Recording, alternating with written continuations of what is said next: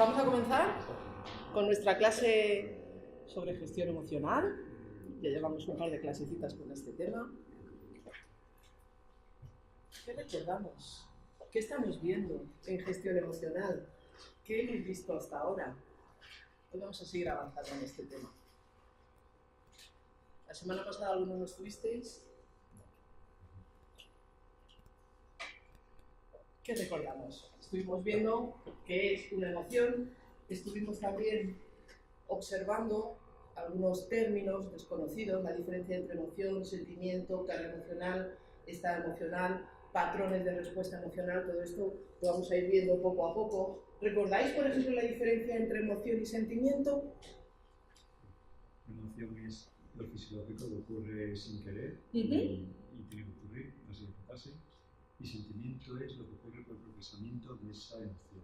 Ajá. Cuando tu mente está dando vueltas, pensando, procesando toda esa información, aparece sentimiento. Exacto. Una cosa es la respuesta neuropsicofisiológica a un estímulo interno o externo. Una emoción tiene características muy concretas. Una de ellas es que entra y sale muy deprisa. Entonces, ¿por qué nos percibimos en estados emocionales mucho tiempo, en ocasiones? Porque aparece nuestra mente, aparece el pensamiento, ese procesamiento mental, que hace que la emoción se transforme en sentimiento. Como estamos en gestión emocional, esto es una de las cosas donde vamos a trabajar. Hemos dicho que la emoción, ¿qué es gestionar una emoción? ¿Cómo se gestiona una emoción? ¿Recordáis? Gestionar una emoción es observar esa emoción, ponerle nombre. Esto es fundamental porque una emoción nos trae una información muy concreta. Cuando le pones nombre a la emoción, desde ahí empiezas a recibir información. Esto es fundamental. Y aceptar, porque si te resistes a la emoción, si niegas la emoción que estás experimentando, eso dificulta el propio proceso. Cuando una emoción es identificada y aceptada, es fácil que pase. Donde sí nos intervenimos es en la gestión del sentimiento. La diferencia en la gestión, cuando gestionamos el sentimiento, donde nos vamos a intervenir es en nuestra mente, es en nuestros pensamientos. Esto es muy importante, porque sí tenemos la capacidad de observar, de regular y de transformar lo que pensamos. En lo que hemos intervenido hasta ahora, en el módulo, lo que llevamos dado acerca de gestión emocional, es en reconocer emociones y en darnos cuenta de para qué nos sirve una emoción. ¿Os acordáis? ¿Recordáis cuál es una de las utilidades fundamentales de la emoción, de esa capacidad de percibir y de identificar emociones? ¿Para qué nos sirven las emociones? Una de las utilidades principales. Una respuesta adaptativa, porque por ejemplo el miedo es fundamental para sobrevivir. ¿Vale? Todas las emociones tienen una utilidad, todas. Hay unas utilidades más evidentes y unas utilidades quizá más sutiles, y de eso vamos a ir profundizando, pero una de las utilidades principales de las emociones son la cantidad de información que nos aportan. Son una enorme fuente de información. Por eso, si tenemos miedo a sentir, nos perdemos esa información que nos aportan las emociones. ¿Recordáis que veíamos esto? Necesitamos poder leer esa información. Además de lo que tú comentabas, la función biológica que tiene una emoción. El miedo, ¿para qué sirve? La tristeza, ¿para qué sirve? La sorpresa. ¿Para qué sirve la sorpresa? ¿Qué información nos da? ¿Cuál es la utilidad de una emoción como esta? Pensad en cómo se coloca nuestra cara cuando nos sorprendemos. ¿Cómo es la cara de sorpresa? Recibir más información. Ahí, por eso abres los ojos, a veces incluso la boca. ¿Por qué? Porque ¿qué información te da esta emoción? Que lo que estás recibiendo es nuevo para ti. No esperabas esta información, por eso abres para recoger información. Y por eso te paralizas momentáneamente. ¿Por qué? Porque necesitas integrar aquello que es tan nuevo. Todas las emociones tienen una utilidad. Si no sabes leer esa utilidad, no te puedes beneficiar del hecho de sentir. Por eso es tan importante tener educación y formación acerca de cómo funciona este maravilloso recurso que es la emoción. ¿Verdad? Hemos visto lo importante que es, por ejemplo, observar la emoción que recibimos por la mañana, porque es una muy buena forma de testar cómo percibimos el día que tenemos por delante, ¿no? Si tú observas esa emoción en función de la perspectiva que tienes del día, ojo, evitando las variables de si es sábado o domingo o de si estamos de vacaciones o no. en general, tu vida, ¿qué emoción observas al despertar? Puedes ponerle nombre a esa emoción, eso te habla, te da información acerca de cómo te relacionas tú con el momento de tu vida actual. La diferencia entre emoción y sentimiento, que ya hemos visto y que muy bien nos acaba de recordar Carlos. ¿Recordáis lo que veíamos? Esto creo que sí lo veíamos la semana pasada, ¿no? ¿Cómo construimos a través de nuestros sentimientos? ¿Recordáis esto? ¿Lo recordáis?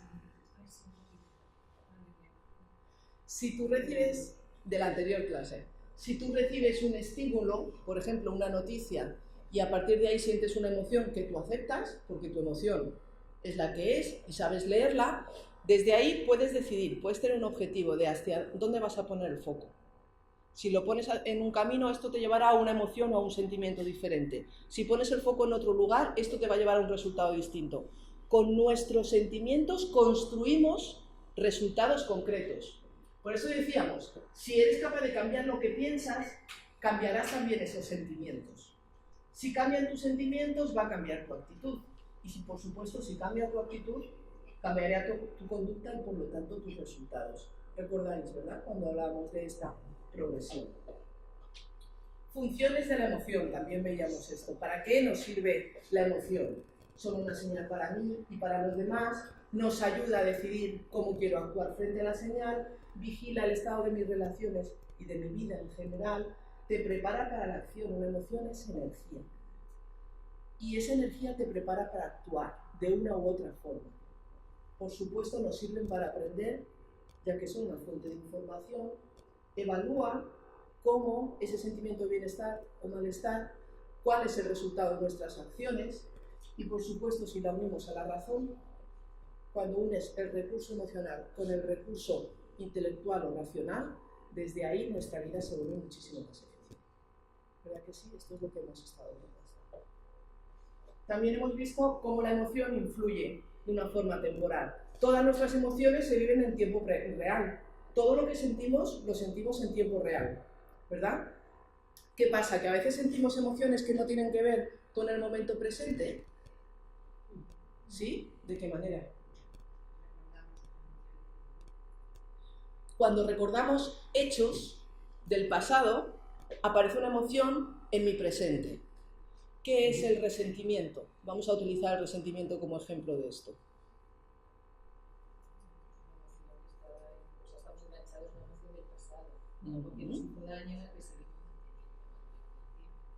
Claro, esto es un ejemplo de cómo yo siento una emoción de presente con respecto a un hecho del pasado. Resentir. Me resiento, vuelvo a sentir esos hechos. ¿Nuestro resentimiento nos desgasta en el presente? Por supuesto. ¿Por qué? Porque las emociones de desagrado tienden a desgastarnos. Y cuando tú recuerdas unos hechos que son interpretados desde tu mapa de una forma concreta y estás generando emociones de desagrado en tu presente, esto te desgasta. Es como una mochila que llevas muy pesada y que te dificulta el avance hacia tu futuro. ¿Recordáis, no? Como usábamos el ejemplo del resentimiento. Ahora vamos a utilizar un ejemplo a futuro. Se suele decir que las emociones a futuro son las más difíciles de gestionar. ¿Recordáis por qué? No tiene límites. Recordar nuestro pasado al final tiene unos ciertos límites, ¿verdad? Los de tu memoria y los de tu interpretación de esos hechos del pasado. Pero a futuro es lo que tu imaginación te diga. Por eso, en ansiedad, en cuadros de ansiedad, si tú mezclas la imaginación de la persona activada por tus miedos, tienes una película de terror que condiciona tu presente. Porque unos hechos que no han pasado aún, que te estás imaginando, los sientes en presente como si estuviera pasando. Por eso no es lo mismo ansiedad que miedo. Siento miedo si un perro rabioso viene hacia mí. Siento ansiedad si imagino que un perro puede venir hacia mí. Es mi imaginación. Y mi imaginación no tiene límites. ¿No os ha pasado esto alguna vez? El imaginar y sentir como si realmente estuviera pasando. Por eso las técnicas de visualización funcionan, porque tu cerebro cree que está pasando cuando lo visualizas. Esto solemos usarlo, pero activado por el miedo, y las consecuencias son las que son. Esto es lo que explicábamos con relación al tiempo. Necesitamos integrar presente, pasado y futuro de la emoción, utilizar nuestro pasado para proyectar un futuro saludable, un futuro que nos apoye en el presente, ya que las emociones las sentimos en tiempo presente. Bien, también decíamos que es importante trabajar nuestro miedo a sentir. ¿Recordáis esto? Esa frase que no nos cuadraba, que dice el texto, cuando uno se siente cómodo estando emocionalmente incómodo. ¿Qué era esto?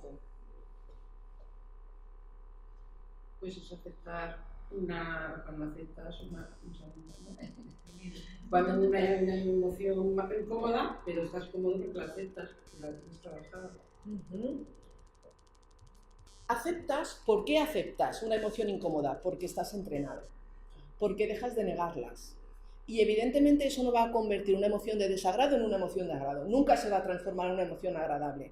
Pero cuando tú estás entrenado, igual que uno está entrenado para correr y tiene que correr una maratón, pues evidentemente a lo mejor el proceso no va a evitar que te canses. Pero como estás muy entrenado, puedes estar cómodo estando cansado. Pues con el miedo a sentir pasa igual. Cuando uno acepta las emociones y se entrena en el acto de sentir, aunque sea sentir culpa, aunque sea sentir envidia, aunque sea sentir celos, aunque sea sentir miedo, cuando uno está entrenado y no tiene miedo a sentir, desde ahí uno no se siente vulnerable por sentir, que es una de las creencias más limitantes que podemos tener con respecto a emociones y sentimientos. Y es que el hecho de sentir una emoción concreta me vuelve vulnerable. Si yo estoy entrenado no me vuelve vulnerable y no tendré ningún problema en aceptar, en gestionar, en sentir una emoción de la intensidad que sea. ¿Recordáis, no? Que hablábamos de esto. Bien. ¿Habéis hecho el test que colgué en el campus? Sí. ¡Ah! Tú sí. ¿Y qué te ha salido? ¿Dónde has sacado nota mejor o nota peor? Vamos a ver. En la primera fase, sí, la de atender. La de atender. Está el rango entre 25 y 35, que es 25. O sea, ahí, raspadita. Ahí. La de calidad está entre 24 y 34, tengo un 27. Y lo que me ha sorprendido es que lo que me ha bajado es en la de mejorar la reparación. Ah, vale. Ahí tengo mejorar su sanidad y mejorar su reparación. O sea, en la parte, o sea, la sé reconocer, que por verdad, pero luego a la hora de reparar, estoy en el rango. O sea, me quedo ahí un pelín porque es menor de 23, ¿no? Sí. Tengo 22, pero digo, mira, me ha dado tanto, pues eso, que sí lo identifico sin rascar, pero... O sea, tienes capacidad de análisis, de introspección, de darte cuenta de lo que estás sintiendo, pero no de reponerte. Tienes autoconcepto de vulnerabilidad frente al hecho de sentir. Está en el rango para bajar, pero bueno. Un pelín. Esto es interesante porque si hacéis el test os vais a dar cuenta que casi todos estáis en el rango. Pero esa pequeña variación es interesante que la observes. Es autoconocimiento. Está en el campus, es el TMM24, creo que se llama. Sí, TMMS24. TMMS. Es un test para que tú puedas percibir tu capacidad de atender, de comprender y de manifestar o autorregular la emoción. ¿Vale? Son unas cuantas preguntitas muy sencillitas de contestar y te va a dar una nota, como ella, dentro del rango sí, de lo normal, adecuada calidad, pero un pelín más baja en la gestión, en la manifestación correcta de la emoción.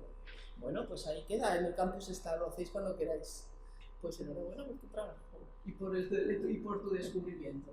La semana pasada entrábamos en las necesidades psicológicas fundamentales. Necesidad de libertad, necesidad de amor y necesidad de seguridad. Necesidades psicológicas en el adulto. ¿Y qué emoción es el resultado de la ausencia? Terminamos la clase de la semana pasada haciendo un trabajo en pareja para que pudiéramos comentar cuál era la necesidad que creíamos que teníamos un poquito más de carencia. ¿Recordáis qué emociones serán el resultado de la ausencia de libertad, amor y seguridad? ¿Qué emoción será la ausencia de libertad? El enfado. ¿El de la ausencia de amor? La tristeza. ¿Y si me falta seguridad? El miedo. Perfecto. Es interesante que pueda observar esto, ¿vale? Es muy interesante que pueda ver si en mi vida falta amor y aparece esa tristeza, si en mi vida falta seguridad y aparece el miedo como consecuencia de la inseguridad que siento, no tengo recursos para abordar la vida que vivo, Aparece la inseguridad a la hora de tomar decisiones, la parálisis a la hora de establecer un cambio. Cuando en mi vida es muy patente esa inseguridad, es interesante que vean desde dónde, cómo de libre me siento, cómo... Perdón, voy a volver. ¿Cuántos miedos aparecen en mi vida? ¿Cuántos bloqueos? ¿Qué rasgos de carácter o de personalidad? ¿Qué creencias limitantes puedo tener al respecto? Si mi autoestima es mejorable, Una mala gestión del tiempo puede darnos una sensación de falta de libertad y que no lleve al enfado. Por supuesto. ¿Por qué has planteado esa pregunta tan interesante? Del tiempo. Sí, sí, tiene todo el sentido del mundo. ¿Qué te lleva a establecer esta conclusión? A ver, porque yo hablando el otro día con mi pareja, pues eso, lo que más siento que pierdo libertad es que no puedo hacer lo que quiera, pero porque estoy con muchas obligaciones de tiempo y tiempo muy, no es que diga, estás tanto tiempo trabajando en una cosa dedicada, sino hipoteos y esto, llevar a los niños a hacer sitio, hacer esto, cosas así. Entonces, siento una falta de libertad y sí que me da un enfado, o sea, y puede ser que no tenga tiempo de verdad o que no se gestionar ese tiempo, porque más de que tenga eso, no, que mejor decir media hora, pero como es media hora parece que no te va a cundir y no haces nada. Vale. Vamos a desmontar la creencia que acabas de aportar. Si es, a lo mejor es que no tengo tiempo de verdad. ¿Esto es posible? ¿Se puede no tener tiempo de verdad? O sea, no existe el no tengo tiempo, porque tienes exactamente el mismo tiempo que el resto de los seres humanos. Todos disponemos de la misma cantidad de tiempo. Si yo tengo una percepción subjetiva de que me falta tiempo, en realidad, ¿qué es lo que pasa? Vamos a dar claridad al proceso. No es que me falte tiempo. ¿Qué es? Tengo demasiadas expectativas, quiero hacer demasiadas cosas. Una cuestión de expectativas, perfecto. ¿Y qué es lo que no sé hacer? ¿Qué recurso me falta? No sé gestionarlo bien, no sé establecer bien mis prioridades. Si no, no aparecería esa insatisfacción. Si yo no sé establecer, si no tengo coherencia a la hora de establecer prioridades, va a aparecer la sensación de me falta tiempo. Quizá tienes demasiadas tareas, más de las que lógicamente puedes abordar y entonces tienes que bajar el nivel de expectativas, o tienes que aprender a gestionar mejor ese recurso. El recurso es el que es, el tiempo es el que es, pero a lo mejor yo no tengo claras mis prioridades, a lo mejor mi día a día está llena de las prioridades de otros. Entonces, ahí sentiría esa sensación de falta de libertad, porque quizá estoy haciendo cosas que en realidad no quiero hacer. Entonces, hay un miedo que a lo mejor me llevaría a esa ausencia de libertad. Esto es interesante que lo veamos a nivel subjetivo. ¿Qué hace que yo me sienta insatisfecho con la gestión de mi tiempo? ¿Por qué siento que me falta tiempo? Evidentemente, si lo relaciono con ausencia de libertad, no soy libre para elegir en qué invertir mi tiempo, entonces me tengo que dar cuenta de qué me dice esto de mí. Es una pregunta muy interesante la que hace, porque hay cantidad de personas que tienen esa misma percepción de es que no tengo tiempo. Fijaos qué argumento justificativo tan limitante el de no tengo tiempo, porque como el tiempo es el que es y yo necesitaría 28 horas y solo tengo 24, entonces estoy condenado a vivir insatisfecho. ¿Conchi, querías? No, que yo me alegro de Pasa todo, Sí, y es verdad que a veces me enfado, pero yo sé que me enfado conmigo misma. Digo, pero ¿por qué no llego a esto? ¿Por qué no me da tiempo? ¿Por qué? Sí, o sea, me ayuda un montón. Pero sí que estoy viendo pautas, claro, eso. Y es verdad que yo ya llevo tiempo diciendo, a ver, tengo que dosificarme, tengo que priorizar, pero claro, llegar al punto en el que todo eso lo hagas lo mejor posible, pues... Claro, pero fijaos, lo que necesito en este proceso es sobre todo claridad, información acerca de mí con respecto a este hándicap, ¿vale? Mi insatisfacción con respecto al tiempo del que dispongo. Si hay claridad, desde ahí puede haber coherencia. ¿Qué pasa? ¿Que lo que necesito es mejorar mi habilidad? Pues me formo para mejorar mi habilidad, para gestionar mi tiempo. ¿Qué pasa? ¿Que hay algún miedo? Decido si quiero trabajar el miedo. ¿Qué pasa? ¿Que tengo alguna creencia limitante? Voy a ver... Sí, a la hora de priorizar, ¿ves? O sea, es verdad que, pues por lo que sea, me he ido acostumbrando a que tengo que cambiar un montón de cosas, hacer muchas cosas por los demás, pero claro, las mías son las que luego me falta tiempo. Entonces, lo que tú dices, a veces dices, por media hora no me voy a poner a hacer esto, no me cunde. O dejo de hacer algo, o cuando en realidad no puedes esa media hora la puedes aprovechar y siempre es beneficioso. O sea, es como se dice, me acostumbro a que todos esos ratos libres que me queden que sean para mí. Buenas. Pero sí que me estoy dando cuenta que por eso, por esa idea de, como de atender muchas otras cosas de otras personas. Esto es muy interesante porque fijaos la cantidad de información que me da acerca de mí. Cuando hablemos en el módulo de automotivación, hay una parte sobre gestión del tiempo donde observamos el cuadrante de Eisenhower. No sé si habéis oído hablar de estas 4 áreas. Sí. Urgente e importante, importante pero no urgente, y ese cuadrante número 3 que es del que hablas. Urgente pero no importante son las urgencias de los demás. Cuando yo lo tengo que hacer porque es urgente, pero realmente no es importante para mí, es importante para otros, eso me habla de conceptos, de mis creencias acerca de este tipo de cosas. A lo mejor es una creencia limitante como tus necesidades son más importantes que las mías, o como no confío en ti lo tengo que hacer yo, no sé delegar. Si conectas con esa creencia limitante que te impulsa a llenar el cuadrante de urgente pero no importante, desde ahí puede haber un cambio. Tengo que darme cuenta de cómo mantener limpios el cuadrante 3 y el cuadrante 1, porque si mi cuadrante está lleno, es el número 1, el urgente e importante, si yo vivo en una permanente crisis, siempre apagando fuegos, es que a lo mejor no sé gestionar el número 2, el importante pero no urgente.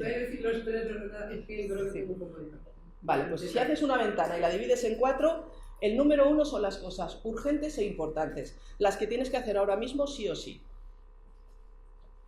En tu casa hay un incendio y tienes que salir corriendo. Tu hija está con 40 de fiebre y la tienes que llevar a urgencias. Te vence el plazo de no sé qué y lo tienes que hacer hoy sí o sí. ¿Alguna vez hemos percibido nuestra vida como con ese cuadrante a rebosar de actividades? A lo mejor es que no sé gestionar las cosas importantes y por eso siempre estoy en crisis. ¿Os imagináis a una empresa así, que siempre está en urgente e importante? Cuando procrastinamos mucho, por ejemplo, los plazos de las cosas, ¿es importante que yo ponga la lavadora en mi casa? Pues sí. Pero ¿qué pasa si yo voy dilatando? Que al final será urgente e importante porque no tendré una camisa que ponerme, por ejemplo, ¿vale? Si yo no sé gestionar las cosas importantes, mi cuadrante número 1 estará repleto. Y eso habla de algunas cosas mías. El número 2 son las cosas importantes pero no urgentes. ¿Qué es esto? Lo importante pero no urgente. Hay que hacerlo, hay que hacerlo, hay que hacerlo. Es importante. Hay que hacerlo es ausencia de libertad. ¿Cómo lo puedo decir para sentirme más libre? Es como tengo. Eso es como tengo. Elijo hacerlo. Quiero hacerlo. Son las cosas que para mí realmente tienen muchísimo valor. ¿Qué cosas? Las relativas a mis valores fundamentales. A lo mejor para mí es muy importante mi familia y desde ahí habrá un importante, aunque no urgente. ¿Es importante para mí cultivar mi relación con mis hijos? Sí, pero no tengo que hacerlo hoy a las 12. ¿Veis esto? ¿Es importante para mí la salud? Sí, pero no tengo que irme ahora mismo a una clase de pilates. Habrá cosas que tendré que agendar. ¿Por qué? Porque son las consecuencias de mis valores fundamentales. Las cosas que de verdad yo deseo hacer. Me parecen importantes en la vida. Si estas cosas no son agendadas, lo urgente no me dejará hacerlas. ¿Se ve? Es importante, es muy importante que haya huecos para las cosas que de verdad nos importan. ¿Para mí es importante el desarrollo personal? Sí. ¿O para mí es muy importante la formación? Sí. ¿Para mí es importante atender a los demás? ¿En qué huecos de mi día a día están esas cosas que son importantes? Cuadrante número 3. Urgente pero no importante.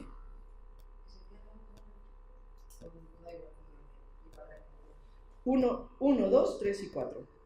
Da un poco igual, la cosa es entender el concepto. Cuadrante número 3. Urgente pero no importante. ¿Qué podría ser esto? ¿Qué se os ocurre? ¿Cómo es un asunto urgente pero no importante?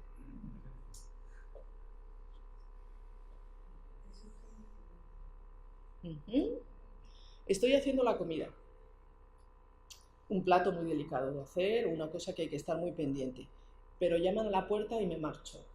Atiendo, porque, pobrecita, esa persona no puede esperar 2 minutos a que yo termine y apague el fuego, y entonces se me quema la comida. O voy cargado de maletas, bajando el tren, pero suena el teléfono y aunque lleve 10 bolsos encima tengo que coger el teléfono porque, oye, es una llamada de teléfono. O estoy teniendo una conversación muy importante contigo y llaman a la puerta y dejo esa conversación trascendental porque han llamado a la puerta. ¿Se entiende esto? A veces no sabemos jerarquizar nuestras prioridades y atendemos a lo urgente solo porque es urgente y a veces dejamos de atender lo importante. ¿Se ve? Si mi vida está llena de urgentes pero no importantes, esto me da una foto de mí muy interesante, que me obliga a atender las cosas que realmente no son ni urgentes ni importantes, ni siquiera importantes para mí. Lo malo de los ejemplos que ha puesto es que son todo incógnitas, porque yo no sé quién va a llamar y si es importante o no, o quién espera una respuesta. Entonces, ¿qué emoción plantea el dilema? No, el miedo. El miedo. He imaginado que quizá lo otro pueda ser muy importante. Entonces dejaré, si mi miedo me dice, imagínate, las necesidades del otro, como no confío, porque pobrecito es muy mayor o es un adolescente, tus necesidades son más importantes que las mías. ¿Por qué? Porque en realidad tengo miedo, no confío en ti. Entonces mi vida estará llena de urgentes pero no importantes. No es importante a nivel subjetivo. No tiene que ver con mis valores fundamentales, tiene que ver con mis miedos. Aquí el mayor detonante suele ser el miedo. Tendríamos que encontrar por qué tengo miedo, por qué creo que este imprevisto, esta llamada a la puerta o llamada de teléfono, tiene por qué ser necesariamente una urgencia o terrorífico. A lo mejor es un contexto normal. Es importante que coja el teléfono a las 4 de la mañana porque probablemente sea una noticia que tenga que atender. Esto es diferente. Si tiene lógica, no es igual que lo que estamos diciendo, ¿vale? ¿Se ve? Número 4. Ni urgente ni importante. A este cuadrante se le suele llamar actividades papelera, que es lo que no sirve absolutamente para nada. ¿Qué tipo de cosas serían ni urgente ni importante? ¿Qué actividades vacías podríamos tener en nuestra vida que ocupan tiempo y nos lo quitan de los otros 3? Depende, porque si estás viendo la tele para recibir formación que para ti es importante... Y cuando ya no ves la tele, ya casi me sigue faltando tiempo. Mira, eso es... Pero vale. también es cierto que te puedes saber una película, a lo mejor crees que no es importante, pero te da mucha información. Sí. Exacto. Es subjetivo. Claro, o que para ti es muy importante la diversión y te estás divirtiendo viendo una película. Aquí lo que tenemos que ver es desde dónde estás desde dónde estás actuando. Desde la necesidad de tener una actividad vacía. Hay veces que esto se hace por estrés, por ejemplo. A veces procrastinamos por estrés y nos metemos en actividades vacías que no tienen ningún tipo de utilidad para huir de una actividad importante. ¿Veis esto? Tengo que contestar un correo muy importante, así que voy a estar mirando Facebook 2 horas. Esto no nos lo decimos así, pero a veces lo hacemos. ¿Vale? Estoy teniendo una actividad papelera. ¿Por qué? Porque tengo miedo a atender algo que realmente sí es importante. Si lo hacemos porque estamos estresados, si lo estamos haciendo para evadirnos, si lo hacemos para procrastinar o por algún tipo de miedo, tenemos que observarlo. Porque ahí es donde nos vamos a dar cuenta de donde realmente tiramos nuestro tiempo, donde desperdiciamos nuestro tiempo. Igualmente nos dará información acerca de nosotros. ¿Veis esto? Si yo necesito permanentemente la necesidad de compensar a través de una actividad vacía, por ejemplo, ¿qué me dice de mí mi necesidad de compensar? ¿Cómo es el resto de mi vida si tengo que compensar? Tengo que desenchufar, así que me voy a ir al cine y a ver una peli de estas, ¿cómo se llama? Vaciacerebros, ¿no? De estas de 2 horas sin pensar en nada. ¿Por qué necesitas compensar tanto? Esto te dice cosas sobre ti. ¿Veis? Solo nosotros sabemos cuando una acción tiene que ver con el cuadrante importante, es decir, desde nuestros valores principales, o desde un agujero, desde un área a mejorar.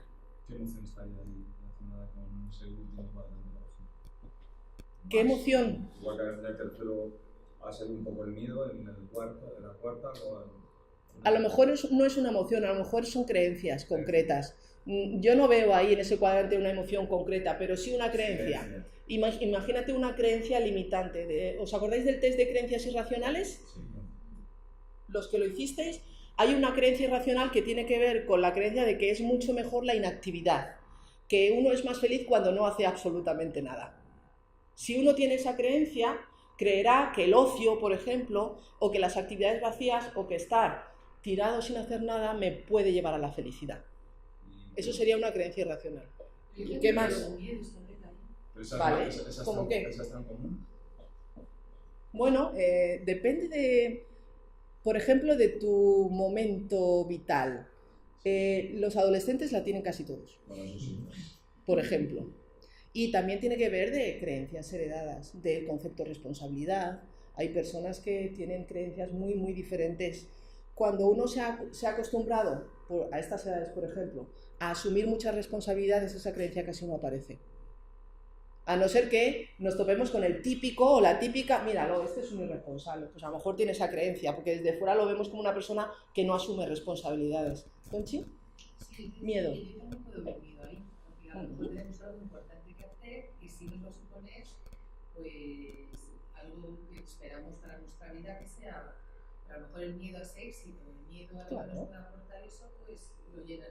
Sí, lo que decíamos antes, de estoy 2 horas mirando el Facebook para no contestar un correo. Aquí lo que intervendría es el miedo, ¿vale? Una actividad vacía, o bien para desestresarme, porque, jolín, me sobrecarga tanto, no, me colapso tanto con el resto de mi vida que necesito hacer algo que me lleve a compensar toda esa sobrecarga. Tengo miedo a atender el cuadrante número 2, las cosas importantes, o no sé cómo hacerlo. Muchas veces procrastinamos por no saber, por no haber encontrado un método eficiente. Y como tengo miedo a sufrir haciéndolo mal, mejor no hago nada. Esto suele pasar mucho con los perfeccionistas. Muchas veces el perfeccionismo te lleva a la apatía, a la inactividad, porque como tu creencia te dice, hazlo perfecto o lo vas a pasar fatal, ya sé que lo voy a hacer, no lo puedo hacer perfecto, así que mejor no lo hago y me ahorro sufrir. Esto suele pasar. ¿Se ve? ¿Entendemos los 4? Bien. Bien, entramos en un tema. Está bien que estemos grabando esta clase, pero a lo mejor no tenéis que volver a ver. Cuesta integrar las diferencias. Para gestionar emociones y sentimientos, aunque ponga aquí clasificación de las emociones, al final estamos hablando de sentimientos, no hablamos de esa emoción que entra y sale, sino de cuando se alarga en el tiempo. Es muy importante que veamos distintos tipos de emoción a la hora de hacer gestión emocional, ¿vale? Y aquí es donde entramos en la clasificación de las emociones. ¿Tú recuerdas esto de cuando lo vimos este verano? ¿Más o menos? Vale. 3 grandes bloques. Hay un libro muy bueno, que es de Leslie Greenberg, Emociones, una guía interna. Este libro es como hacer un curso. Igual, es un curso, es puramente formativo. Una guía interna. Y nos ayuda muy bien a clasificar emociones, tipos de emociones. Cuando yo sé clasificar mis emociones, me resulta muy fácil gestionarlas, ¿vale? Por eso vamos a intentar identificar tipos de emociones. Bien, Leslie Greenberg. Sí. Emociones primarias, emociones secundarias y emociones instrumentales. No confundamos primarias con básicas, ¿vale? Una emoción primaria no es una emoción básica, de esas 6 o 7 o 5 según a quien estéis leyendo, pero no hablamos de miedo, enfado, tristeza, sorpresa, alegría, asco, no. Hablamos de emociones primarias, que a su vez pueden ser adaptativas o desadaptativas. Emociones secundarias y por último emociones instrumentales. Empezamos por lo más fácil. ¿Qué cosa? A mí me suena, ¿no? Que puedo decir algo de la primaria, ¿no? Pero habría que definir antes lo que es la reacción emocional. Porque la primaria era como la principal. Definir reacción emocional. ¿Qué quieres decir? Pues todas las emociones que te surgen de golpe. me suena algo así. Entonces la primaria es la principal de esa reacción. Vale, bien, la principal. Vamos a decir que es la protagonista, a la que tengo que atender. La emoción principal, efectivamente, a veces es la primera, a veces no, pero primaria es la emoción protagonista de una situación. Cuando vivimos una situación con carga emocional asociada, es decir, con una carga emocional intensa, esto de qué mal me siento, ¿no? Me siento fatal con lo que acaba de pasar.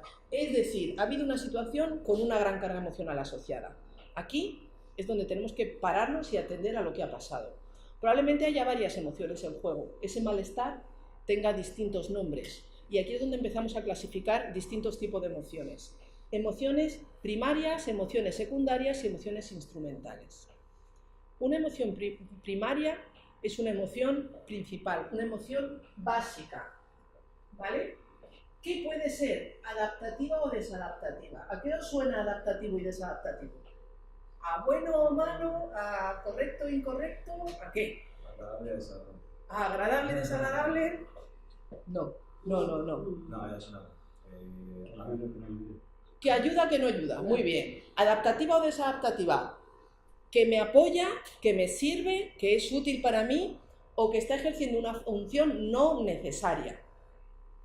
Una emoción principal, una emoción protagonista de una situación que es adaptativa, además es adaptativa, es una emoción que estoy utilizando para mi beneficio. La función que acabamos de describir antes, la emoción lógica y natural, la función lógica y natural que tiene una emoción. Cuando la utilizas para tu beneficio, cuando está ahí para tu protección, cuando la emoción de miedo te hace correr y salva tu vida, cuando la emoción de tristeza te coloca en ese estado que necesitas para reajustar tu vida en función de lo que perdiste, cuando la emoción está cumpliendo su papel biológico y saludable. Entendemos emoción principal de una situación que además está ejerciendo una función saludable. ¿Se ve? ¿Podéis poner un ejemplo de esto? Cuando una persona y entonces su emoción X. Pues eso, por ejemplo, una persona de repente siente miedo porque hay un perro y sale corriendo, o sea, te ayuda a detonar, ¿no? Una acción que te... Vale. Corriendo o haciendo la acción adecuada. Vale. ¿Cuál es la función adaptativa de la culpa? ¿Cuál es la función? Todas las capacidades que tenemos está porque tienen que estar. Si yo tengo la capacidad de sentir culpa es para algo, tiene una función adaptativa, igual que la puede tener desadaptativa, ¿vale? ¿Cuál es la función adaptativa de la culpa? Revisar mi sistema de creencias, descubrir esa creencia y si es una creencia que me apoya, actuar para mejorar, ¿vale? Esa es la función saludable, adaptativa de una emoción como esta. Bien, ¿cuál es la función saludable de la envidia?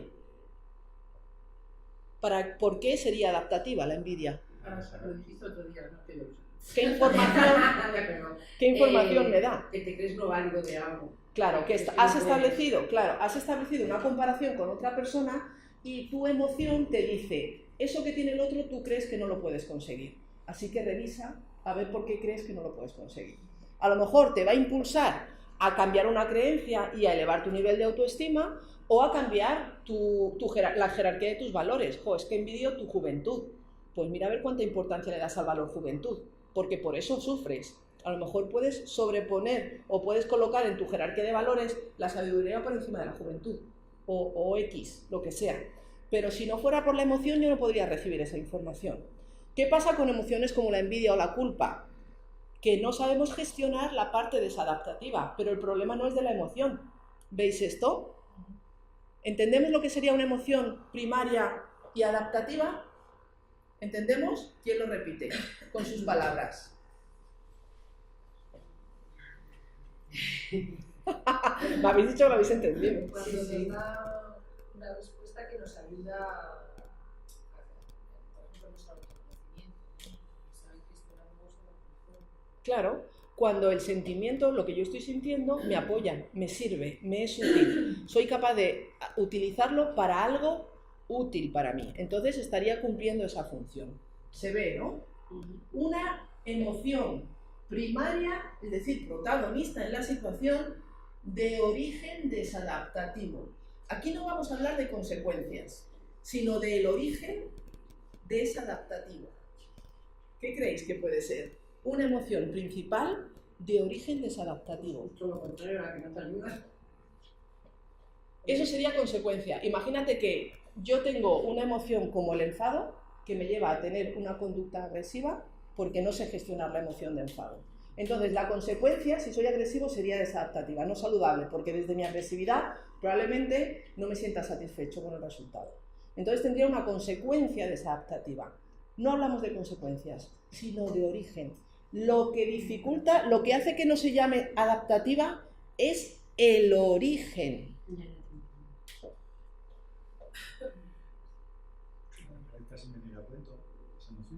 Sí, siempre viene a cuento. Siempre viene a cuento. Sí, pero desde un autoengaño, ¿no? O sea... ¿Quién quiere leer esto en voz alta? Ya lo vais a ver rápido. Lo vais a ver rápido. ¿Quién quiere leer? Emociones primarias adaptativas o saludables. Son tu respuesta fundamental y visceral a una situación determinada. Tu reacción primera frente a un estímulo. Es la reacción biológica y adaptativa a algo que está sucediendo en tu presente. Aparece y desaparece con razón. Como en el ejemplo del perro. Y ahora, ¿quién nos lee esta? Emoción de origen desadaptativo. Vale. Emoción de origen desadaptativo. Cuando una reacción emocional excesiva se hace crónica, tiene su raíz en procesos internos complejos, basados en nuestra historia personal de aprendizaje, en la que la expresión y la regulación adaptativa de la emoción no se ha conseguido completamente. Vale, está escrito en un lenguaje un tanto técnico, pero ¿qué hemos entendido? Pues que es una emoción que se nos repite, la tenemos como conquistada, o sea, la mata, ¿no? No sabemos gestionarla, con lo cual aparece repetidamente. Vale. ¿Y cuál es el origen de que se repita? ¿Por qué? ¿Por qué motivo? Porque no ha sido adaptativa en su momento, no ha habido una buena gestión, en su momento y... Por eso tiene un origen desadaptativo.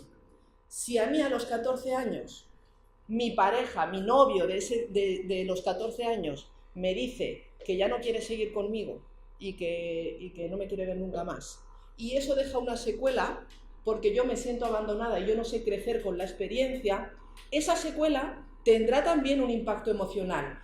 ¿Y qué impacto tendrá? Que en mi presente, una situación que quizás no tenga nada que ver con esta, active esa misma emoción.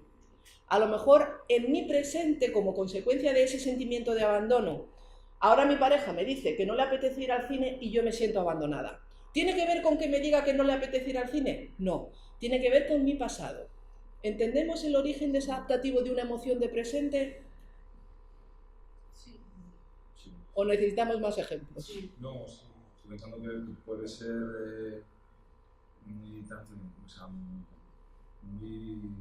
de muy temprana edad, me refiero incluso. Claro.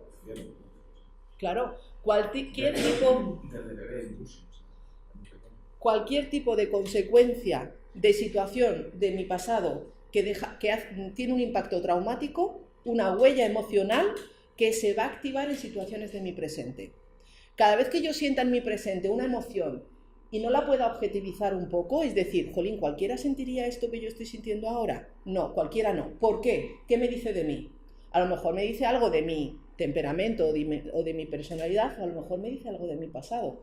Si me dice algo de mi pasado, entonces estaríamos hablando de emociones de origen desadaptativo. ¿Entendemos el concepto desadaptativo? Aquí lo importante, fijaos, no es tanto saber si la emoción que siento de mi pasado tiene que ver con que a los 5 años me mordió un perro. No.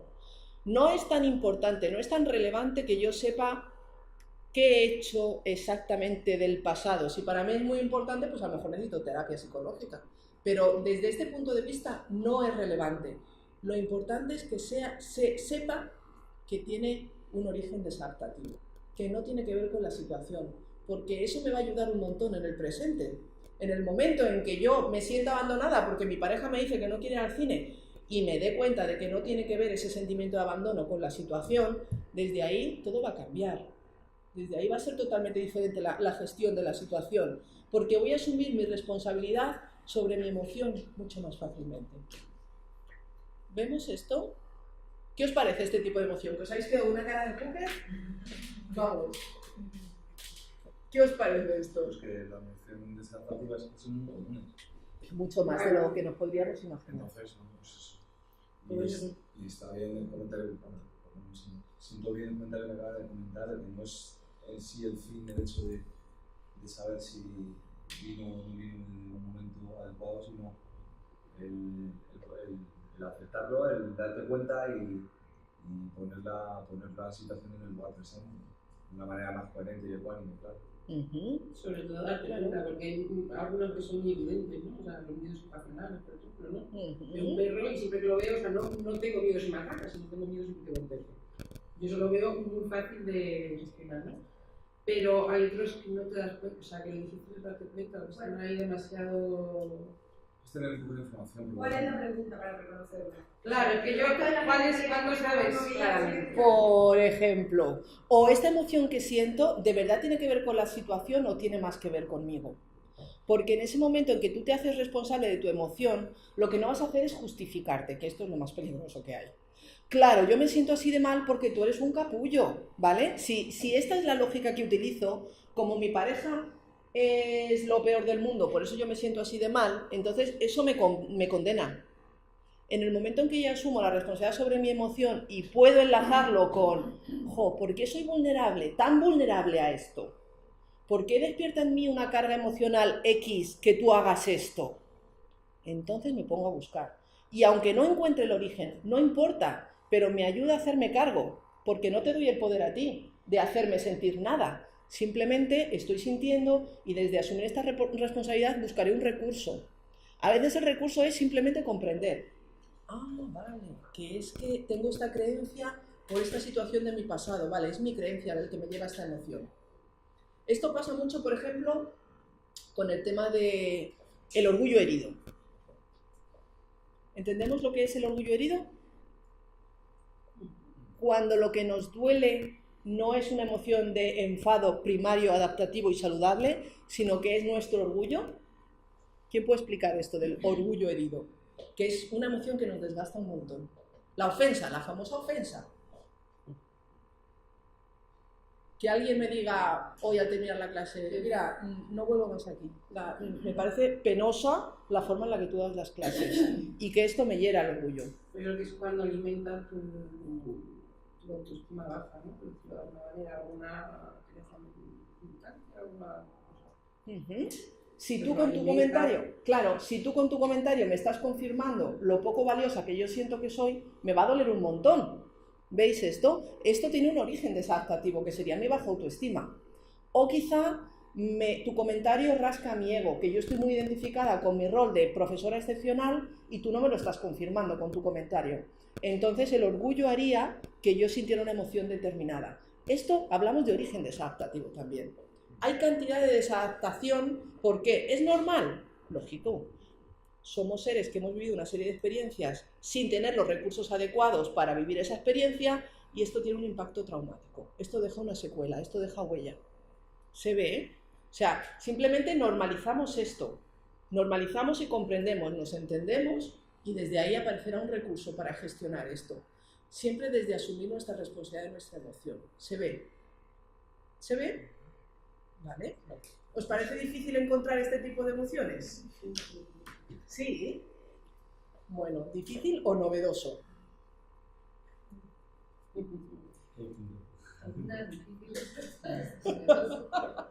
Si este proceso es nuevo para vosotros, es normal que parezca difícil, pero si pongo el foco en encontrarlas, al final normalizáis y os va a ser muy fácil encontrarlas, ¿vale? Sobre todo aquellas en las que digáis, joder, esta me merece la pena trabajar. Esas, las que generan algún tipo de limitación importante en tu vida, las que dificultan el desarrollo de cualquier competencia tuya, etcétera, etcétera. El hecho ya simple de ir un poco avanzando con los módulos y de poder simplemente hacernos esa pregunta ya es un gran paso. O sea, esta emoción es de la situación o esta emoción es algo dentro. Simplemente que lleguemos un poco a ese punto, esa pregunta es importante, yo ya moverá mucho.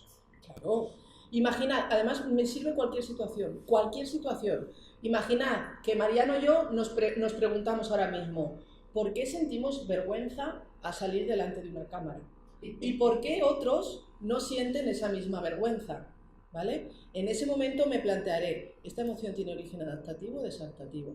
Ah, pues creo que desadaptativo. ¿Con qué tiene que ver? Con mi imagen de no sé qué, con tal experiencia, con no sé qué. En el momento en que puedes utilizar cualquier emoción que estás sintiendo para trabajar y para comprender cosas de ti. Y desde ahí, ¿me quedo con mi vergüenza o quiero trabajarla? ¿Vale? ¿Me expongo? ¿No me expongo? Pues depende de lo motivado que esté. ¿Se ve? Esto nos pasa, si lo hacemos con nuestros miedos, con las cosas que nos limitan, vamos a encontrar una cantidad de información y de visiones más amplias de las cosas y nos va a resultar muy útil. ¿Vemos esto? Vale. ¿Nos puede ayudar con las fobias?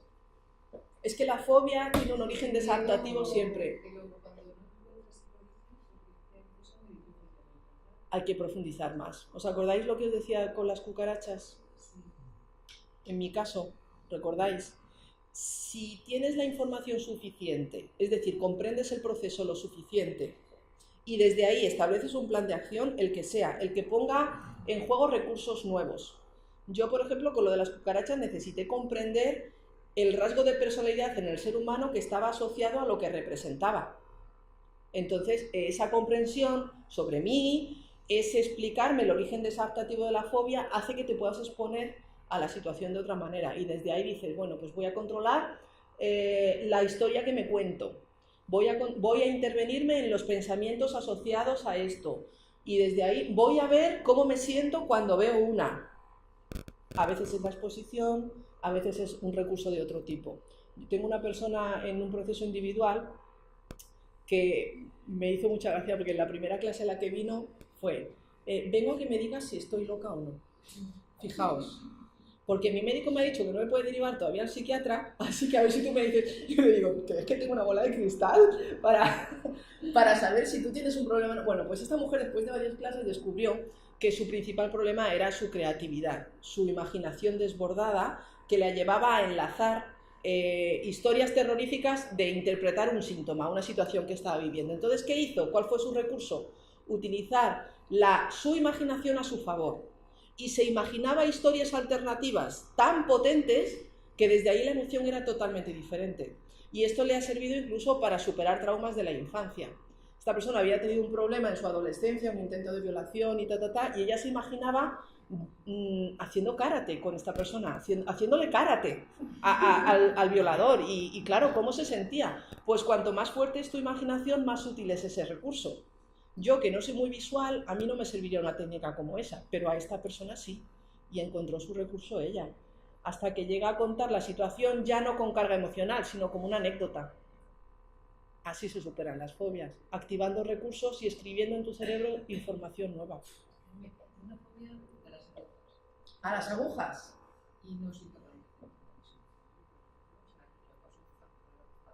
me he hecho acupuntura intentando superarme.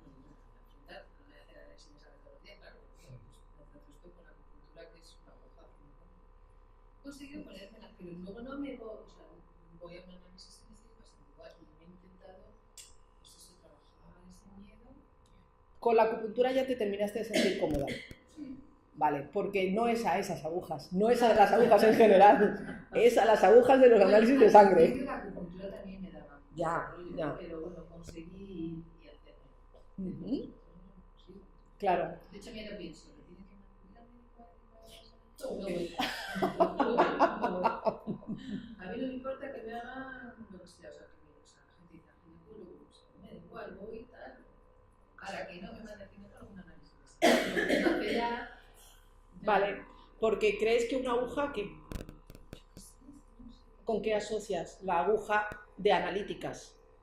Luego fíjate que durante los embarazos que sí te hacen ahí bastantes análisis, pues como que lo acepté. Y ahora no, es que está muy mal. Claro, lo que te falta es motivación. Estabas motivada, cuando estabas embarazada estabas motivada, por eso aceptabas.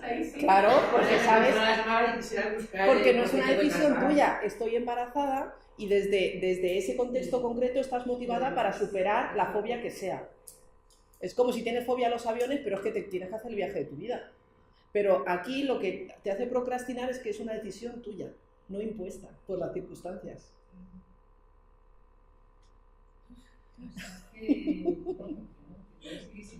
Porque no estás motivada, porque no tienes un problema gravísimo que te obligue a aceptar que te van a pinchar.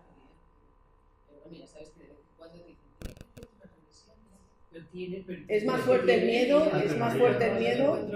Claro, es más fuerte el miedo. Así es normal no superar la fobia. No estás motivada porque no tienes un argumento lo suficientemente sólido, a lo mejor aparece y la superas. Claro. A lo mejor pasado mañana te dicen, mira, es que tienes una enfermedad muy grave y te tenemos que hacer analíticas cada semana. Pues mira, con tal de que me digas qué me pasa y cómo evoluciona mi enfermedad, desde ahí acepto lo que haga falta, pero hoy por hoy no lo estás. No estás motivada. ¿Puedes ser coherente con esto? Sí, pero vamos a ver, es que cuando voy, si el problema es que, a ver, por favor, me has dicho años que no me hago nada, ¿sabes? Pero... Yo me río porque la vas a ir con ella. Pero, por ejemplo, la última vez que fui, me puse a llorar. Imagínate, o sea, qué situación. Y hago control mental, relajación, y yo voy todo este momento y digo, visualizaciones todas las del mundo. Todas las del mundo.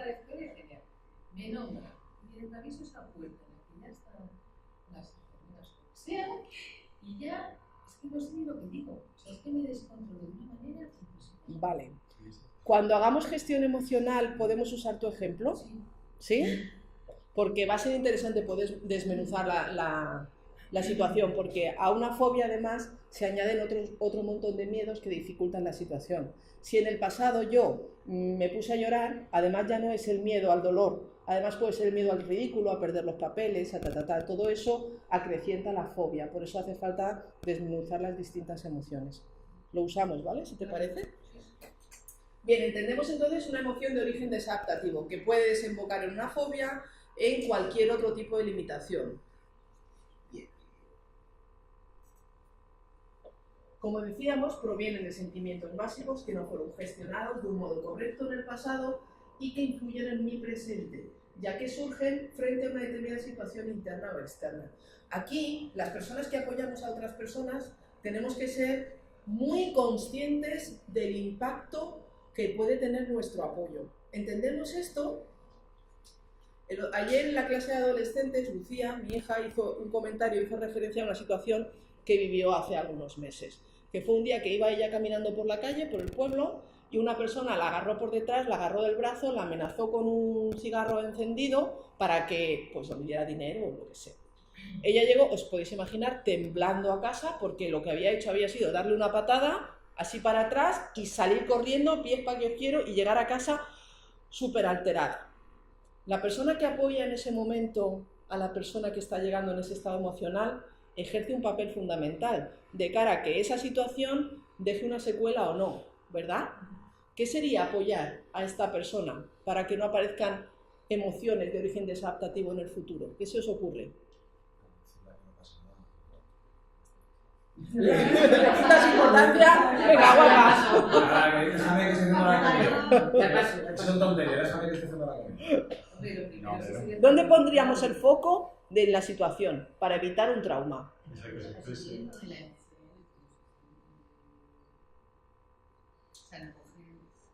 Vale, eso es qué haríamos primero. Pero ¿dónde ponemos el foco? Es qué es lo más importante. Lo más importante es la lectura que la persona va a hacer de esa situación y de su papel en esa situación. La persona no se puede sentir una víctima de lo que ha pasado, se tiene que sentir una heroína de lo que ha pasado. Si tú empiezas a apoyar, a decirle a la persona, presa de tu propio miedo, de tu propia preocupación, madre mía, en este pueblo, cómo están las cosas, y si lo que te hubiera pasado es no sé qué, y si en lugar de un cigarro te saca una navaja, oh Dios mío, Dios mío, Dios mío. ¿Veis? Lo primero, por supuesto, es validar la emoción y acoger a la persona. Y claro que tiene todo el derecho del mundo a sentir, no puedo ningunear, no puedo quitarle legitimidad a las emociones que está sintiendo. El abrazo, la acogida y todo. Pero cómo va a interpretar la persona la situación es lo fundamental. Y lo importante es que esa persona sienta que tuvo recursos. porque si no, mañana tendrá miedo a salir a la calle. Y cuanto antes se vuelva a exponer al estímulo, antes escribirá en su cerebro información nueva al respecto. Es decir, puedo salir a la calle y no tiene por qué pasar nada. Por eso, frente a un hecho desagradable, siempre se recomienda, jolín, me he caído del caballo, pues mañana te subes a un caballo. O el accidente con el coche, pues mañana coges el coche otra vez. ¿Por qué? Porque tu cerebro necesita escribir información nueva, integrar la información y escribir información nueva. ¿Se ve, eh? Aquí es muy importante que nosotros pongamos el foco en lo importante, ¿vale? En lo fundamental. Si nos dejamos llevar por nuestras propias emociones, a lo mejor influimos en esa secuela que puede quedar en la otra persona. ¿Se ve esto? ¿Sí? Bien. ¿Qué es una emoción secundaria? Estas son las más chulas. ¿Quién quiere leer esto en voz alta y explicamos lo que es una emoción secundaria?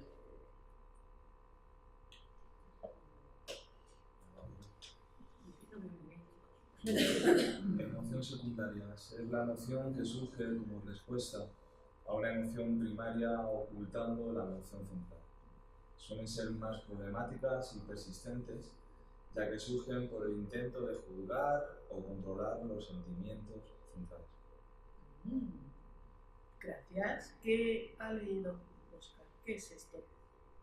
¿Qué es una emoción secundaria? Una reacción a la Es una segunda emoción que va a aparecer como respuesta a la primera y que a menudo tapa a la primera y dificulta la gestión de la emoción. Porque si hay una emoción protagonista, que es a la que tengo que atender, pero aparece una segunda emoción tapando a la principal, entonces me quedaré solamente en el síntoma, que es en la segunda emoción que aparece como respuesta a la primera. ¿Esto se ve? Es otra manera de quitar capas de cebollas, exactamente. Yo necesito, en una situación con carga emocional, poder acceder a la emoción protagonista, a la emoción central de una situación. Pero si hay otras emociones tapando a la central, me pierdo esa información fundamental que me da mi emoción central, con lo cual corro el riesgo de repetir patrón, una vez y otra vez y otra vez. Si sabes acceder a la protagonista, si sabes bajar a la emoción central, entonces tu gestión será más eficaz. ¿Se ve? ¿Se os ocurre algún ejemplo en el que una emoción secundaria puede tapar a una principal? Yo tengo un ejemplo mío personal que descubrí como Sí. La tristeza tapaba el enfado, o sea, es un poco como... Yo cuento desde mi punto de vista Sí. y desde mi visión de cuando lo descubrí. Y era un poco... Mi emoción era mucho la tristeza, pero descubrí que lo que estaba tapando era el enfado. Como en mi casa no estaba bien visto, entre comillas, o no se permitía, o no se acogía el enfado, o yo no me lo permitía, Claro. entonces lo que mostraba era tristeza, pero claro, esto no te das cuenta, ¿no? Cuando te pones a pensar, coño, así. Realmente lo que yo estoy sintiendo muchas veces no es tristeza. En el fondo hay un enfado, pero como no lo identifico, pues lo muestro como si una tristeza. Exacto. Esto es muy habitual, sobre todo dentro del género femenino. O al revés. Esto es muy habitual, pero ¿tendrá alguna explicación social el hecho de que haya muchas mujeres que les pase esto? Que no se permitan sus enfados, pero que sí vean la emoción secundaria, que sería la tristeza. La creencia toda la vida de la mujer. Claro, de que no estaría socialmente reconocido que una mujer manifieste la emoción de enfado, pero la de la tristeza sí, porque como además es propio del género débil sentir este tipo de emociones. Con los hombres suele pasar, esto es generalizando muchísimo el género, ¿vale? Por temas de creencias sociales, que tapan el dolor emocional con enfado. La emoción central suele ser el dolor, la tristeza, de la decepción, cualquier tipo de dolor emocional, pero como secundaria la que sí se permiten es el enfado. Pero si no atiendes a la central, si no atiendes al dolor que estás sintiendo, te vas a volver mico intentando gestionar la secundaria. ¿Veis esto? Te quedas En el síntoma intentas trabajar el síntoma, en el caso de lo que nos dice Mer, intento gestionar mi tristeza, o en caso de un señor o señora, da igual, intento gestionar mi enfado, pero si no atiendes a lo que genera la secundaria, no arreglas absolutamente nada. Es mucho más eficiente atender a la central, utilizar la central y darnos cuenta de qué información nos da la central. ¿Esto se ve? ¿Qué? No. Ah, vale. A mí me pasaba habitualmente, me resultaba muy curioso, por ejemplo, observar que cada vez que yo le decía, le transmitía a mi marido un problema de salud, me echaba la bronca. Me regañaba. ¿Por qué creéis que puede pasar esto? ¿Qué le pasaba a él? Por no mostrarte su miedo, su tristeza, de lo que te quiere a ti, en un momento lo que le generaba a él esa situación, quizás, pues, lo que acaba de comentar. Es una teoría. Si mi marido siente un miedo de origen desadaptativo porque yo he tenido en el pasado problemas de salud y él ha pasado miedo, entonces frente a una noticia de estoy enferma, aparecerá ese miedo, que ojo, él no ve ese miedo que siente y muchísimo menos ve que es de origen desadaptativo por lo mal que lo pasó en el pasado con mis problemas de salud. Y lo que va a aparecer como respuesta es la emoción de enfado y se traduce en ese discurso de es que no te cuidas, normal que estés enferma, lo que tienes que hacer es ¿Se ve esto? El miedo activa el enfado, o la tristeza activa el enfado, o el enfado activa la tristeza. ¿Veis esto? Lo chulo es encontrar la central, encontrar la emoción protagonista, porque esa es la que de verdad nos va a dar una información útil acerca de nosotros. Y es a la que tenemos que poner recursos. Porque entonces la otra, la secundaria, el síntoma, va a desaparecer. Yo estaba pensando en una persona que recurrentemente cuando pasa algo, busca culpables. Sí. Eso es también dando esa pasando, ¿no? Buscar culpables de forma recurrente, cuando sucede algo. Por ejemplo, sí. Pasas por aquí y tiras este vaso, ¿no? Le das un... Joder, que me has dejado ahí en la esquina con 4 hijas. Vale. Pues es un chavo. Sí. ¿Qué información le podría dar? Vamos a teorizar porque no está la persona delante Claro, para que nos cuente. ¿Qué información le podría dar a esa persona de sí misma observar esa conducta? Imagínate que tú eres esa persona, ¿vale? ¿Qué información te podría dar de ti? Por pensar tantas veces, por pensar en la otra persona. Vale, los demás también podéis hacer este ejercicio. ¿Qué A lo mejor información? mi marido, sí, porque yo ya lo tengo... Claro, estás condicionada por lo que sabes de la persona. ¿Qué información me daría de mí que siempre que pasa algo que no me gusta, coloque la responsabilidad fuera? Y además con enfado, ¿eh? Sí, claro, estoy frustrado, el vaso no se debería haber caído. En vez de provocarme, yo creo que es un exceso de exigencia, autoexigencia, pero ¿cómo ayudar a esa persona? Puede tener que ver con mi nivel de exigencia porque generaría unas expectativas, es decir, tú no puedes cometer ningún tipo de torpeza, con lo cual el vaso no se puede caer. ¿Vemos esto? Mi nivel de exigencia me llevaría a estar permanentemente frustrado porque las cosas no son como yo creo que deberían salir. O a lo mejor esa persona ha adoptado un rol de padre, de persona que te tiene que enseñar a ti cómo hacer bien las cosas. Y desde ese rol permanentemente estará frustrado. ¿Por qué? Porque tú no estás aprendiendo lo que esa persona te quiere enseñar. ¿Veis esto? Imaginemos que es mi pareja, la que siempre está así. ¿Y por qué se frustraría? ¿Por la torpeza que yo acabo de cometer? Precisamente por eso, porque ha adoptado el papel de la persona que me va a enseñar algo y tú no estás aprendiendo la lección. Así que te voy a demostrar con mi enfado permanentemente que no eres un buen alumno. Pero pasan las dos cosas, o sea, cuando la torpeza la comete el otro y cuando la torpeza la comete él.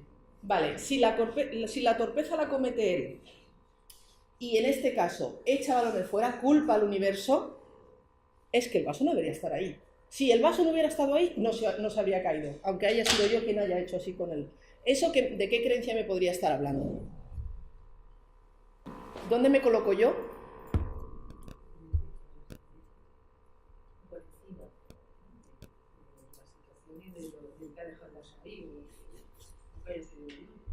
Me coloco en una postura de víctima. Cuando uno no asume su responsabilidad sobre lo que está sucediendo, sobre cualquier cosa que no le gusta que pase, si España no estuviera en crisis, yo no estaría en el paro, por ejemplo, ¿vale? Si a mí no me pasaría esto negativo si algo externo a mí fuera diferente. Esto me coloca en una postura de víctima con respecto a aquello que no me gusta. El victimismo es muy peligroso. Lo que pasa es que la persona que es victimista no se identifica como victimista. Pasa un poco como con la manipulación. Yo no me llamo a mí manipulador cuando manipulo. Pues con el victimismo pasa algo muy parecido. Me siento una víctima de las circunstancias, pero no me considero una víctima, porque eso confrontaría con mi autonomía. ¿Lo ves? ¿Ves el victimismo aquí? Una persona, con un ejemplo lo veríamos mejor, una persona que no asume su responsabilidad sobre cualquier negligencia que ella misma ha cometido, ¿dónde está colocando la responsabilidad? O en el propio vaso, da igual, o en las circunstancias, pues algo muy concreto o algo muy abstracto, pero está claro que está fuera de mí. ¿Qué es una víctima? ¿Qué es técnicamente una víctima? El resultado de todo lo externo. Alguien que siente que no puede hacer nada. ¿Por qué llamaríamos a una persona víctima de un atentado terrorista? Porque no tenía recursos. Que sea una víctima es que no pudo defenderse frente a ese hecho, no tenía recursos. Víctima de un abuso en la infancia. ¿Qué recursos tiene un niño frente a un adulto? ¿Veis esto? Víctima de un atentado, de una bomba en un tren. ¿Qué recursos tengo frente a una bomba? ¿Veis? Es muy limitante la creencia de que soy una víctima porque incluye que no tuve recursos. Si a mí me intentan violar, pero soy cinturón negro y le pego 4 patadas y salgo corriendo, no soy víctima de nada porque tuve recursos para defenderme. Si no tengo esos recursos, entonces fui una víctima. Esto hablamos del término víctima neutralmente, no le pongamos ni connotaciones positivas ni negativas, ningún tipo de juicio de valor. Cada vez que yo, a nivel aunque sea muy sutil, muy inconsciente, me considero una víctima de mis circunstancias, de los demás, de mi vida, de mi edad, de lo que sea, me estoy diciendo que no tengo recursos. Estoy utilizando un argumento justificativo. Desde creer que no tengo recursos, ¿qué recurso va a aparecer? Si no lo tienes, si tú crees que no lo tienes. Es esa creencia. No asumir mis responsabilidades me convierte en una víctima de mis circunstancias. Desde ahí no voy a activar absolutamente nada. ¿Se ve? El victimismo es muy sutil. Cada vez que uno... Claro, ¿cómo pillar mi victimismo? Cada vez que me quejo. El discurso de la queja es un discurso victimista. Cada vez que yo veo en mí una queja sobre algo, si no implica una acción como consecuencia, esto es victimismo. ¿Veis esto? El discurso de la queja o las justificaciones sobre por qué estoy como estoy. Cualquier argumento que le doy a mi mente que sea justificativo y no explicativo, es decir, que incluya una alternativa, sería una actitud de víctima. Cuando veamos patrones de respuesta emocional entraremos en esto, ¿vale? Es una de las creencias más limitantes, la de soy una víctima de... ¿Se ve? ¿Sí? Bien, ¿entendemos entonces las emociones secundarias? ¿Qué idea central se os queda sobre este tipo de emociones? ¿Qué diríais sobre las emociones secundarias? A ver si recordamos el concepto. Son las que tapan Claro, es la emoción que oculta, la respuesta emocional secundaria que oculta la central y que en ocasiones me impide ver esto. ¿Y esto siempre es adaptativo? Lo único desadaptativo, disfuncional, sería no verlas. Claro, porque me dificulta la gestión. Por lo demás, que haya primarias y secundarias es normal. Aquí el único problema es que no la ves. Y como no la ves, no la puedes atender, no puede aparecer un recurso. ¿Vale? El ejemplo de el día que yo iba conduciendo, os lo he contado alguna vez, ¿no? De ir conduciendo y enfadarme cada vez que un conductor me hace cualquier cosa, cualquier tipo de maniobra extraña. Pues hombre, si yo no veo que la emoción central es el miedo que me lleva al enfado, no puedo atender al miedo, no me puedo dar argumentos que digan, ay, no te ha pasado nada, fíjate, menos mal que has reaccionado muy bien, Si yo sigo dándole bola al enfado, porque hay que ver cómo está el tráfico, Desde ahí lo único que hago es darle cada vez más energía mental a la secundaria y no atender a la central, que es el miedo que pasé y por eso me enfadé. Esto es lo útil, encontrar la central y atender a la central, porque la segunda es el síntoma. ¿Veis esto? ¿Vale? Una madre que va andando con su niño por la calle, el niño se escapa de la mano y casi le atropella un coche, y que cuando lo coge de la carretera le dice, ¿ves? Es que lo que te he dicho es que no puedes soltarte la mano, qué peligroso es esto, ¿verdad? ¿Qué ha pasado aquí? ¿Qué ha pasado en ese contexto?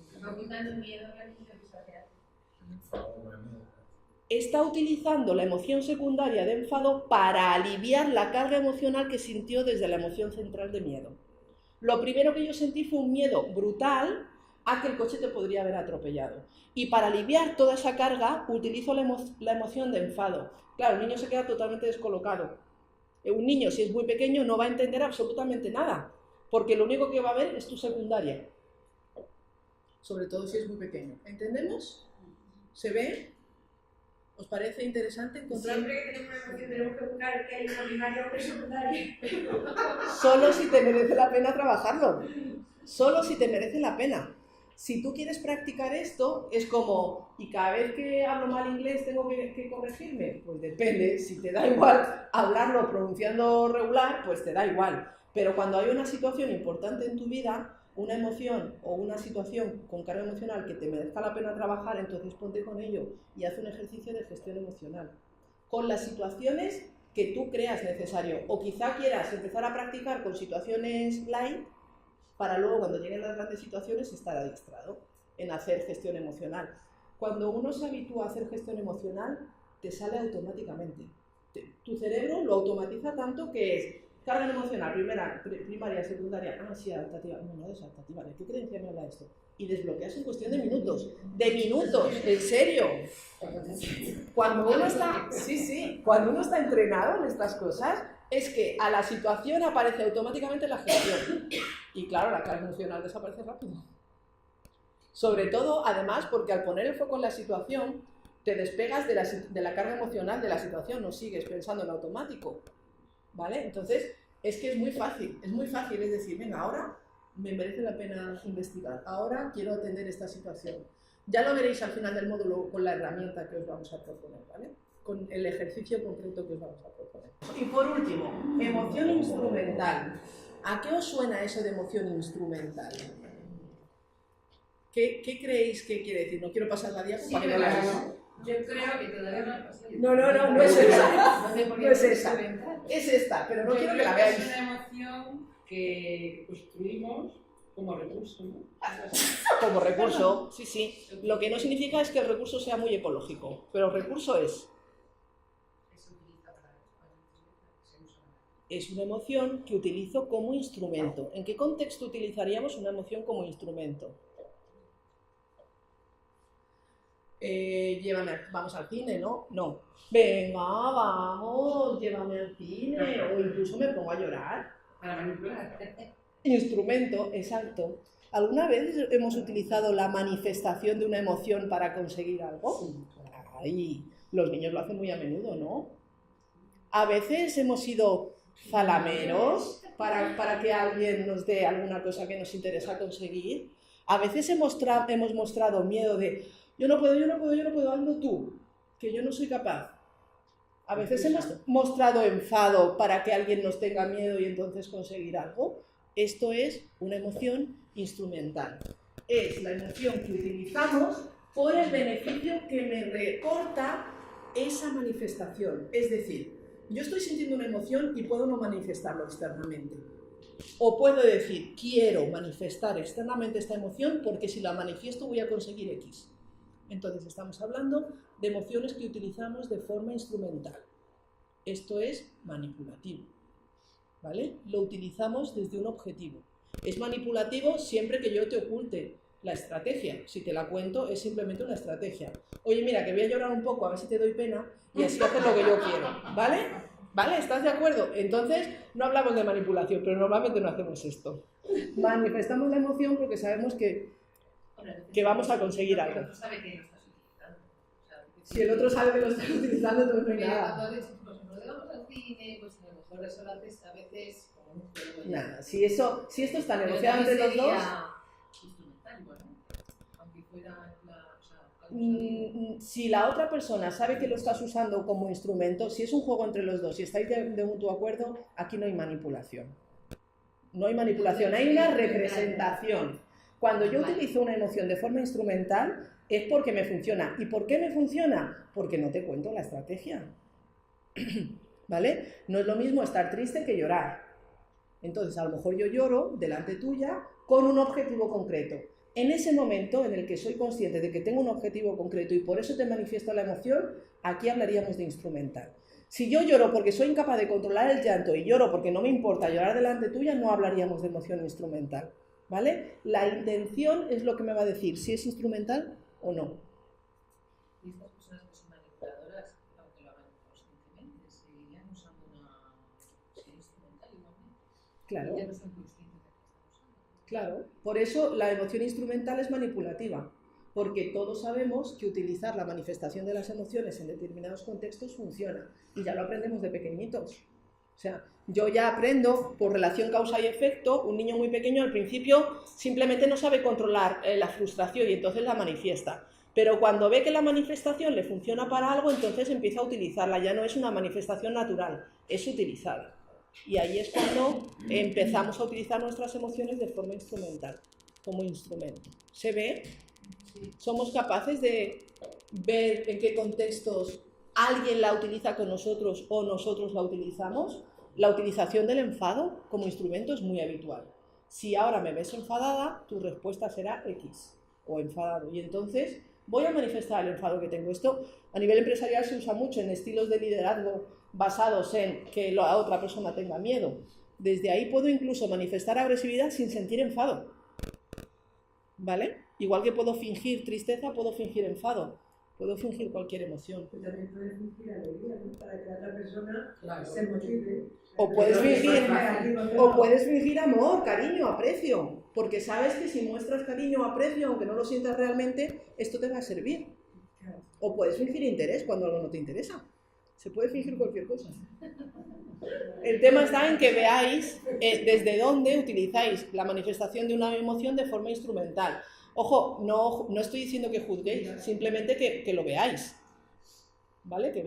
Lo estamos analizando de forma neutra. Siempre entiendo que es desadaptativa. A corto plazo, para mí, puede resultar saludable. ¿Por qué? Porque consigo. ¿Qué pasa a medio y a largo plazo? ¿Por qué sería desadaptativo a medio y largo plazo? Se convierte en crónicos y siempre actúas, o sea, siempre la estás fingiendo, no son un carácter de realidad. Vale, esa sería una consecuencia no saludable. Por un lado. ¿Qué más? ¿Qué más la convertiría en desadaptativa? ¿Qué más? ¿Por qué sería desadaptativa? Que no sea consciente es muy parecido a esto. ¿Y los demás qué? Culpa también te puede, o sea, luego te puede... Podría generar culpa si yo reviso la situación y me doy cuenta de lo que estoy haciendo, sí. ¿Y qué más? Hay una muy evidente. Porque al final vas a conseguir que los otros también te... O sea, esto es una espiral. ¿Qué pasa cuando alguien lo hace con vosotros? Va a perder la confianza. Al final pillas la estrategia, o sea, ya puede ser todo lo hábil que sea, que al final el otro se va a dar cuenta. Con lo cual, al final, ¿qué te va a pasar a ti? Que las personas se van a proteger de esta característica tuya. Y esto va a dificultar la calidad de las relaciones con los demás. O sea, hay unas consecuencias desadaptativas para mí a nivel individual y luego hay otras consecuencias clarísimas a nivel social. Por eso, a priori, puede parecer que consigo cosas, pero a largo plazo, evidentemente, no es el camino. No es el camino saludable de mantener una relación desde esa manifestación poco ecológica de las emociones. ¿Por qué? Porque las estoy utilizando como un instrumento. En momentos puntuales me puede venir muy bien ser un poco zalamero, pues sí, pero al final el otro lo sabe. Si le encanta que finjas zalamería, pues fantástico, porque es vuestro contrato, el peloteo, ¿no? Hazme la pelota un poquito, venga, que lo necesito, venga, te la hago. Aunque no se diga abiertamente, pero ese es el estilo de la relación. Bueno, pues hemos decidido actuar desde estas dos caretas. Pero la relación no es nutritiva desde ahí. ¿Ok? Bien, hasta aquí. ¿Qué os ha parecido la clase de hoy, esta clasificación de las emociones? Complicadísima. Novedosísima. No, mejor novedosa que complicada. Yo no tenía muy bien, pero me ha pasado entender. Sí, a mí también. Y es porque era porque yo entré un buen día, no sé, me ha costado muchísimo entender. A ver. Esto, aquí yo ya tengo datos, ¿vale? ¿La situación o en mí? Tengo datos, espera. Os voy a dar datos empíricos. Empíricos, ya he hecho yo mis estudios de cada grupo que da. No. Datos. En general esto cuesta, ¿vale? En general, cuesta entender la clasificación de las emociones, porque evidentemente no es algo con lo que estemos relacionados habitualmente. Primarias, secundarias, instrumentales, adaptativo, desadaptativo, demasiada palabreja, no sé qué. Como lo vamos a ver varias veces y vamos a recurrir a ello cuando estemos hablando de emociones, cuando el enfado es primario y adaptativo, cuando el enfado es primario y desadaptativo. O sea, lo vamos a ver tantas veces que al final nos va a quedar clarísimo, ¿vale? Esto es solo una primera toma de contacto. Bien, pues nada, hasta aquí nuestra clase de hoy. Muchas gracias a todos. Sí.